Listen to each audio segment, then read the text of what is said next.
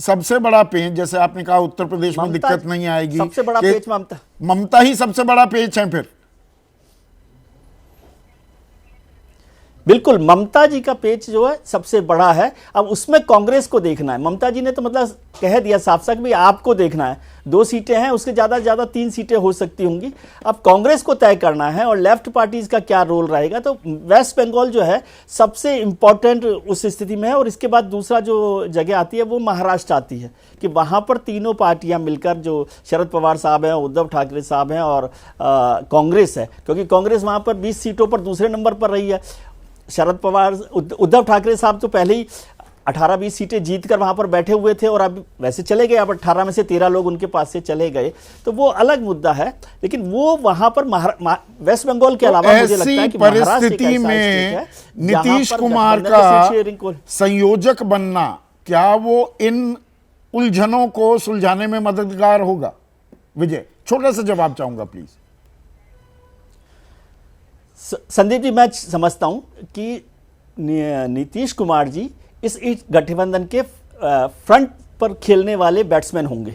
वो seat sharing में मुझे नहीं लगता कि भूमिका निभाएंगे। अगर खरगे साहब अध्यक्ष बनते हैं तो खरगे साहब एक अच्छे ग्राउंड मैनेजर हो सकते हैं और वो उनकी जो एज है, उनका जो एक्सपीरियंस है, वो सीट शेयरिंग को ज़्यादा आसानी से सुलझा सकता है।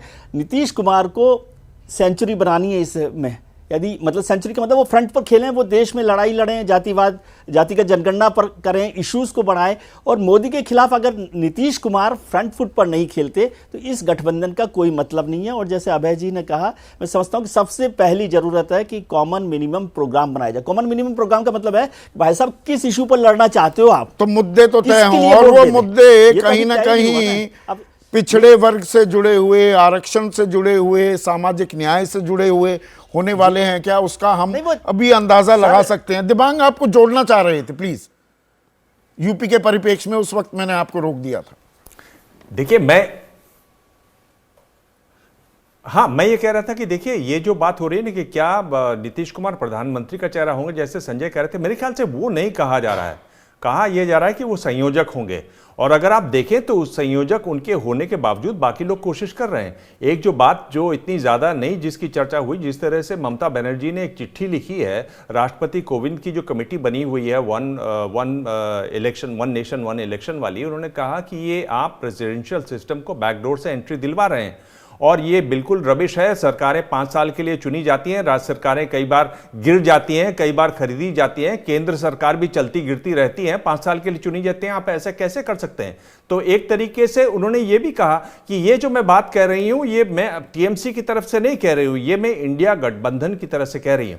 तो सब लोग अपनी अपनी तरह से बात करेंगे और मेरे ख्याल से स्थिति कुछ ऐसी बनेगी, चाहे वो अखिलेश यादव हो, नीतीश कुमार हो, ममता बनर्जी हो, उद्धव ठाकरे हो, ये सब अपने राज्यों में मेरे ख्याल से प्रधानमंत्री का चेहरा के तौर पर वहां पेश किए जाएंगे। तो वो एक ऐसी स्थिति बनती है जहां एक ऐसी रणनीति बनती है जहां इन लोग काफी मजबूती से अपनी बात को कह सकेंगे। और जो स्थानीय तो अलग अलग राज्यों में अलग अलग चेहरे होंगे या कन्हैया भाई, छोटा सा जवाब चाहूंगा 20 सेकंड में। नीतीश कुमार संयोजक बनते हैं, वो खुद का चेहरा वो अपने आप ही आगे अपना चेहरा प्रस्तुत करते हुए भी पाएंगे, ये भी राजनीति का अध्याय देखने वाले हैं क्या? 20 सेकंड में प्लीज।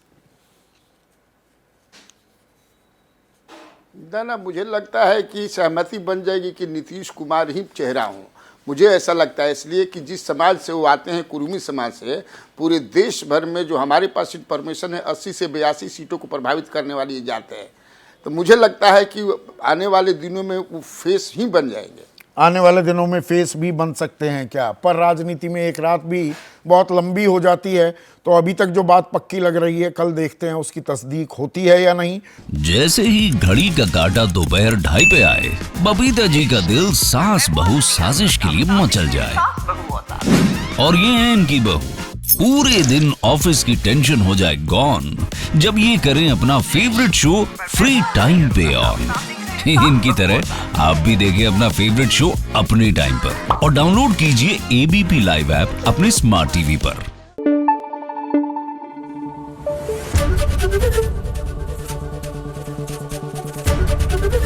एबीपी न्यूज आपको रखे आगे।